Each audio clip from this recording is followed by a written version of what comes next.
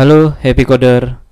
Dalam video keempat materi checkbox pada Java Swing ini, kita akan menambahkan validasi pada checkbox aplikasi GUI yang sudah dibuat sebelumnya. Bagi yang belum mempraktikkan tutorial checkbox bagian pertama hingga ketiga, link video dapat dilihat di deskripsi. Oke, mari kita mulai praktiknya. Silakan buka file contoh swing checkbox 1frame.java pada NetBeans Anda. Apabila Anda mengikuti tutorial checkbox bagian pertama hingga ketiga, maka tampilannya akan seperti yang terlihat pada video ini.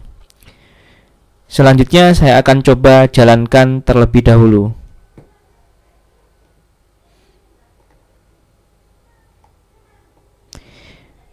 Tanpa saya pilih bahasa yang dikuasai dan juga fasilitas belajar yang saya miliki, saya klik button submit terlebih dahulu. Hasilnya adalah JOptionPane hanya berisi informasi bahasa yang dikuasai dan fasilitas belajar tanpa menampilkan hasil data yang dipilih. Oke. Selanjutnya saya bermaksud menambahkan validasi checkbox.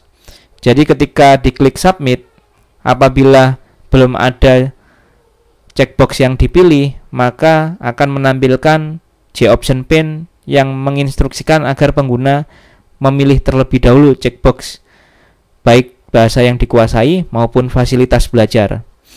Untuk itu saya klik dua kali pada button submit.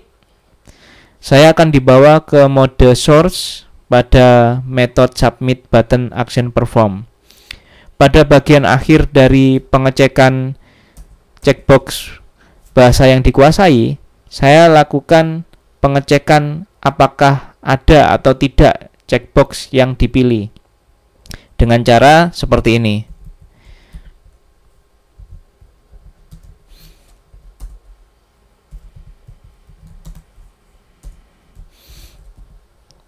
Apabila variabel bahasa yang dikuasai, yang mana digunakan untuk menyimpan hasil pilihan bahasa yang dikuasai, hanya berisi seperti awalnya, yaitu berisi teks bahasa yang dikuasai _2 \n, maka dapat dikatakan belum ada checkbox yang dipilih untuk bahasa yang dikuasai.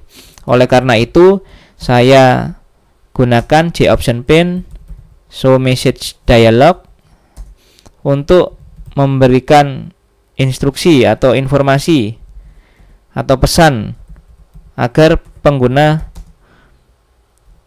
memilih bahasa yang dikuasai terlebih dahulu.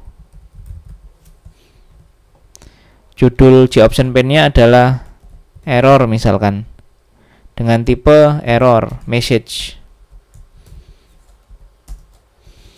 Apabila sudah ada checkbox yang dipilih, dalam hal ini else, maka dilanjutkan pengecekan checkbox fasilitas belajar.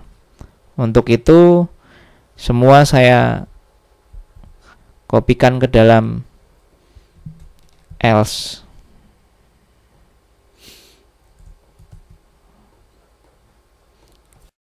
Pada akhir for, saya lakukan pengecekan ada atau tidak checkbox terkait fasilitas belajar yang dipilih dengan cara seperti pengecekan bahasa yang dikuasai sebelumnya. Hanya saja yang saya bandingkan adalah variabel fasilitas belajar.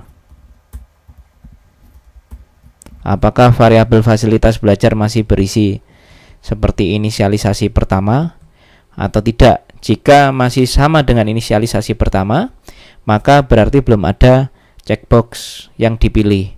Untuk itu saya tampilkan pesan seperti halnya bahasa yang dikuasai. Pesannya adalah silahkan pilih fasilitas belajar yang dimiliki. Jika sudah ada checkbox fasilitas belajar yang dipilih, maka kemudian aplikasi akan menampilkan informasi hasil pilihan baik bahasa yang dikuasai maupun fasilitas belajar melalui JOptionPaint. Oke, saya kembali ke mode desain, kemudian saya running aplikasinya.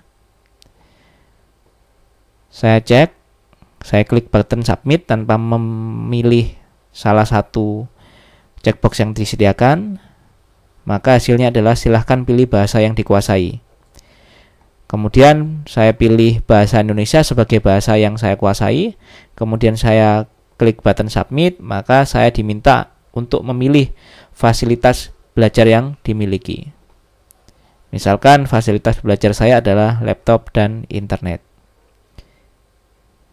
Hasilnya adalah bahasa yang dikuasai, bahasa Indonesia, fasilitas belajar adalah laptop, internet. Misalkan saya tambahkan bahasa yang saya kuasai juga ada bahasa Belanda misalkan, kemudian saya klik submit, maka bahasa yang dikuasai, bahasa Indonesia, bahasa Belanda, fasilitas belajar, laptop, dan internet.